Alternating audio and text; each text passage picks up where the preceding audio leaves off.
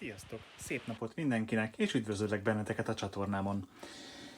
Ez a videó tulajdonképpen előfutára egy olyan kisebb szériának, amit az előttünk látható tápegységről tervezek majd készíteni.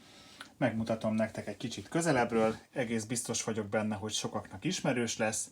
Ez pedig nem más, mint a magyar gyártmányú foggyem készülékgyárnak a TR9193/A jelzésű tápegysége, amit hívnak laboratóriumi tápegységnek, labortápnak, asztali tápegységnek, ki hogy szeretné nevezni.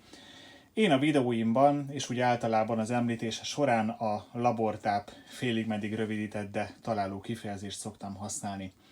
Mint láthatjátok, korához képest ez a tápegység meglehetősen jó állapotban van.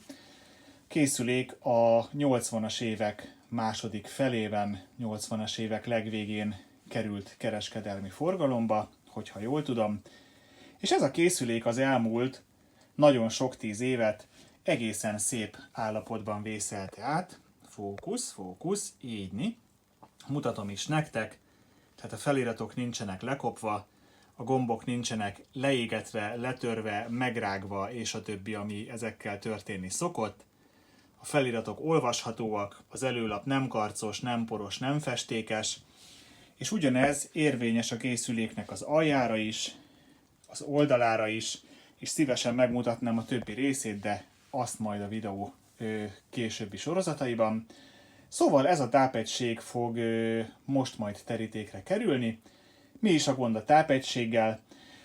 Igazából az, hogy a kijelzőn az értékek össze-vissza ugrálnak, vagy éppen semmit nem mutatnak. A váltókapcsoló egy kicsit kontakthibás, az összes potenciométer kontakthibás,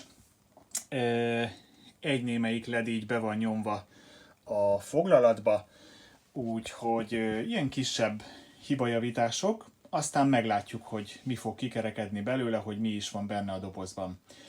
Szerencsére ez azon foggyem tápok egyike, ami nem azt a mára már szinte beszerezhetetlen Motorola IC-t veszi alapul, amit a korabeli társai. Ez már a még ma is beszerezhető LM324-es IC-n alapszik, a mai napig kereskedelmi forgalomban kapható, körülbelül 140 és 160 forintos áron, így 2022 év végén. Úgyhogy fogok is belőle venni egy-két tartalékot, nem fog földhöz vágni.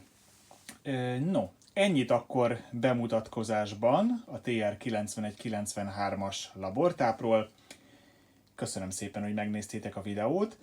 Bár túl sok mindent most még nem osztottam meg, de amennyiben tetszett, nézzétek meg a többi videót is a csatornán, vagy kattintsatok a feliratkozás gombra, és így mindig kaptok értesítést, ha bármi újat feltöltenék. Szép napot nektek, és sziasztok!